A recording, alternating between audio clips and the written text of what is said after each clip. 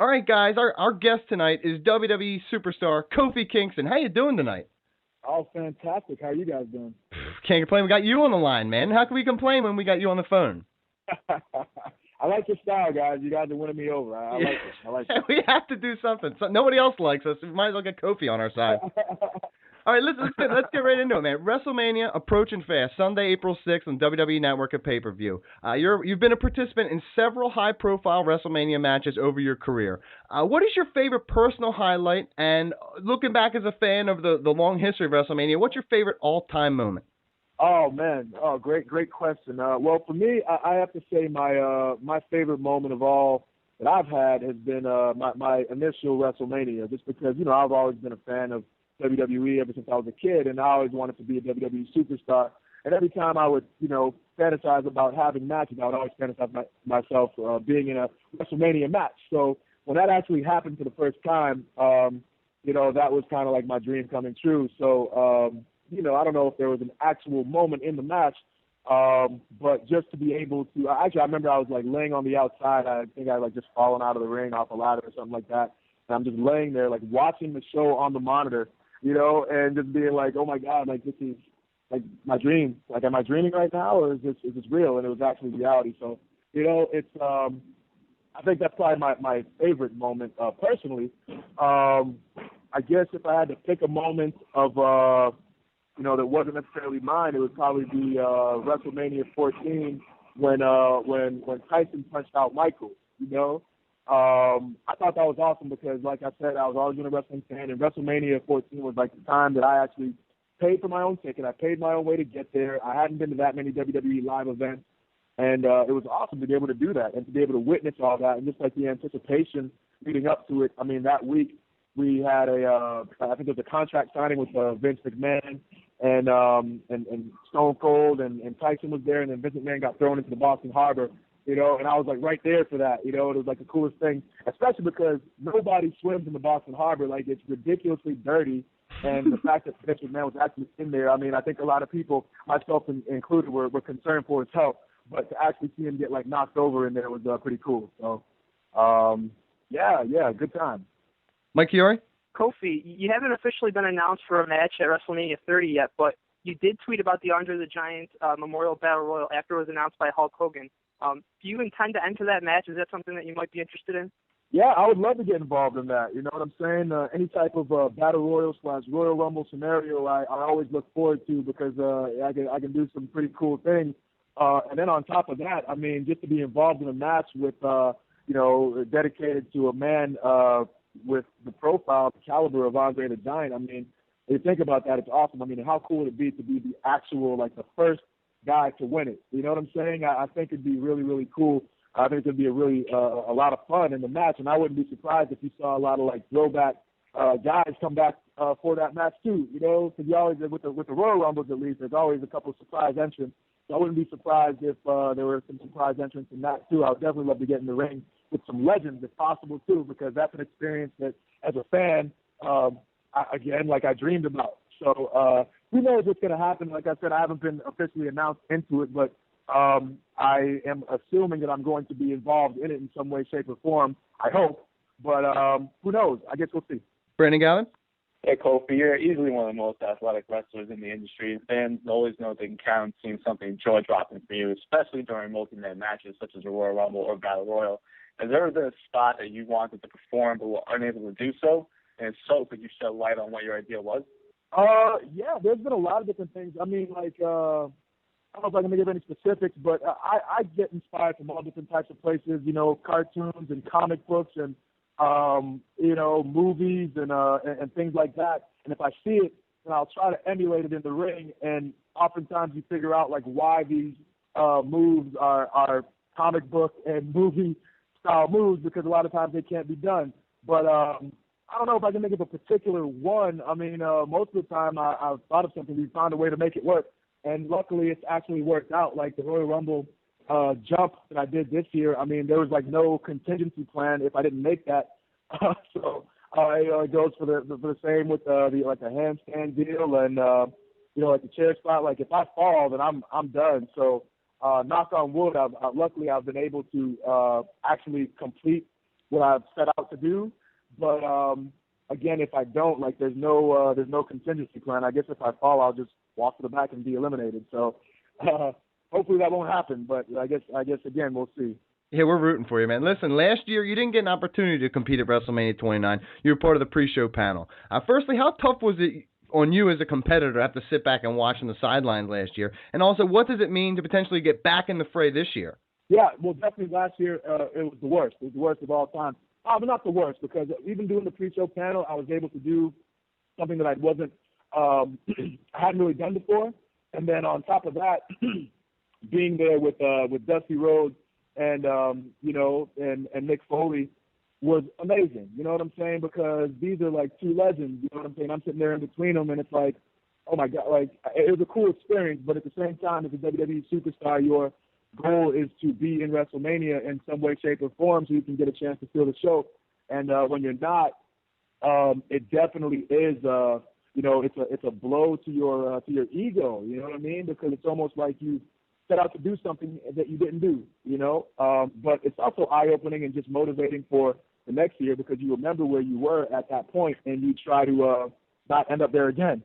So hopefully with this battle royal situation, we'll be able to get back in there and do what we love to do, because like I said, as a WWE superstar, all you want to do is be in WrestleMania all year round. It's what you build for. It's what you're working towards. All the live events and all the interviews you do and all the appearances you do all lead up to WrestleMania. So it definitely will mean a lot if I'm involved this year. It'll be a step up from last year, and I'll just do what I try to do and make a moment that will be remembered. So just take it one day at a time and kind of go from there. Mike Chiari? Yeah, Kofi, you've obviously had a ton of success in WWE. You've won more titles than almost anybody on the roster currently. But in some ways, do you feel like maybe you're still searching for that defining WrestleMania moment in your career that a lot of guys have had in the past? Yeah, well, I think WrestleMania, you want to be I definitely want to have a singles match at WrestleMania where you can, not have to share the spotlight with 8 other guys. Money in the Bank is awesome, and definitely, like I said, one of the cooler moments of my career. Awesome to be a part of, awesome to make some moments, some memorable moments. But I think the ultimate goal is to have that singles match where it's just you and your opponent, and all eyes are on you two, and you're out there telling a story, and you're out there, just tearing the house down. So that is the ultimate goal. And, like I've had a few different WrestleMania Money in the Bank moments, but definitely not that singles match and not that singles WrestleMania moment. So it's definitely something that I strive for. And, like I said before, you just take it one day at a time and just keep working. So that's kind of all I do. That's really all I have control over, and you just kind of keep working at it. Kofi, since TLC, there's only been the one world title with the WWE and the World Heavyweight Championships being unified. Do you feel like that at all negatively impacts wrestlers such as yourself who are trying to reach that next level, that world championship level, since there's only one title to shoot for now?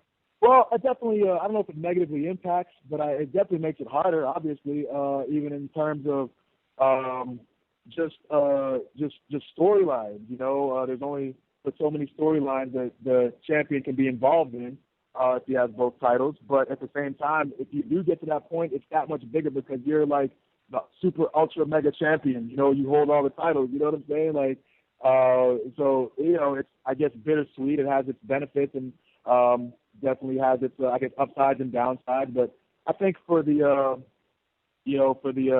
time, I think it's a good thing. It makes the titles mean that much more because one doesn't get more play than the other necessarily, or one is not considered more prestigious than the other.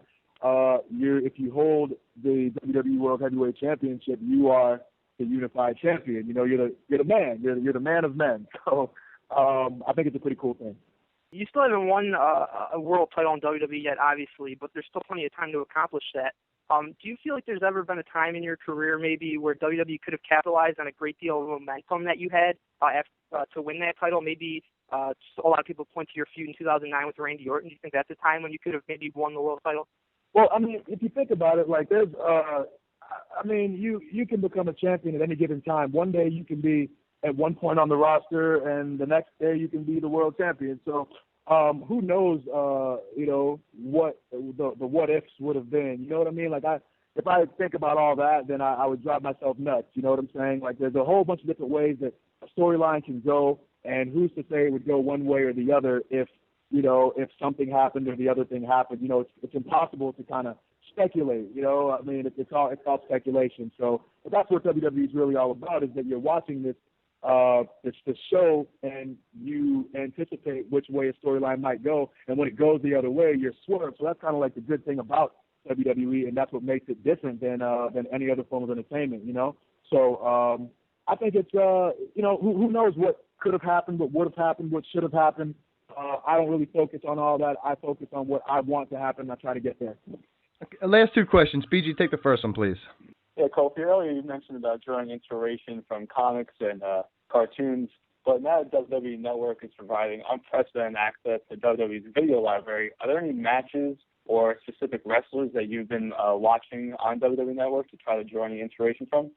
Yeah, man, it's awesome. Actually, the network is fantastic and phenomenal. First and foremost, let me just say, I mean, from the perspective of having a 24/7, just WWE streaming network is amazing. And then on top of that, having the on-demand aspect of it too. I mean, nobody's ever done that, and WWE is at the forefront of this, technological advance. I think it's an awesome thing and an awesome era to be a part of.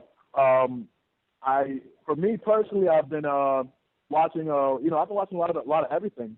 Mostly just like older WWE and WCW type stuff. Particularly like Rey Mysterio. I've been watching a lot of like the older cruiserweights. I watched the match with Rey Mysterio and Eddie Guerrero. Like Halloween Havoc is one of my all-time favorites. And just from the perspective of what these guys were supposed to do, like knowing how things are now, being involved as a WWE superstar, when you might be on the undercard and you're supposed to come out and have like this undercard match. Rey Mysterio and Eddie Guerrero were supposed to do that, and instead they went out and they stole the show, like the very first match of the show.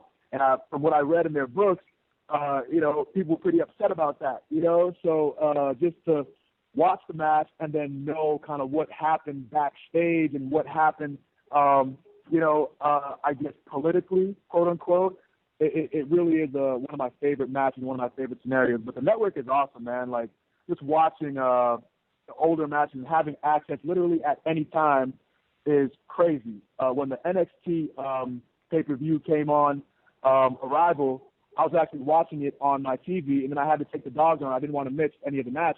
So I was able to put it on my iPhone when I took the dogs out and then went for like a walk for a half an hour, and I'm watching the network, and I come back and then watch it on my TV. So it's just like a testament to how awesome technology is. And again, hats off to WWE for being at the forefront of this technological endeavor. Okay, let's end it here with this final question. And this isn't so much a question as it is a personal request from me to you. I want to see a Kofi Kingston run as a villain. We almost got it against The Miz recently, but nothing ever came to fruition with it. Would you like to portray a bad guy eventually, or does your work with the community limit your ability to alter your character? Well, I don't think. Well, I would love to. First and foremost, I would love to. I've been kind of clamoring at that for a while, but the situation has to be right. The timing has to be right. Everything has to be right. I wouldn't want to just do it just for the sake of doing it. Because you might get lost in the shuffle that way. But again, if the situation is right, it would give me a chance to do something completely different, show people a side of me that they've never seen before, which I think would be great and which would be fun. As far as the community involvement is concerned, I don't think, necessarily being a babyface or a heel really affects that, because you can, at the end of the day, people know that we're entertainment. We're very forward about that. We're very forthcoming about it. And we let everyone know that what we do on TV is not necessarily who we are when we're at home. So we are still involved in communities and still doing community service and, still going out and putting smiles on faces outside of the ring, whether you're a babyface or a heel, So I don't think that would really have an effect. But I think if it were to happen, like I said, the situation has just got to be right, and just to make it worthwhile. But who knows? You never know what the WWE has in store. You never know what is going to happen next, like I said before. And that is what makes WWE just the best form of entertainment out there, man, is because you just don't know. Even when you think you know, you have no idea. And I think I just stole the Real World tagline, and I didn't mean to do that. And, yes. That was not cool. I'm so sorry. That wasn't cool. Okay, listen, Kofi, thank you for coming on the show. We appreciate it.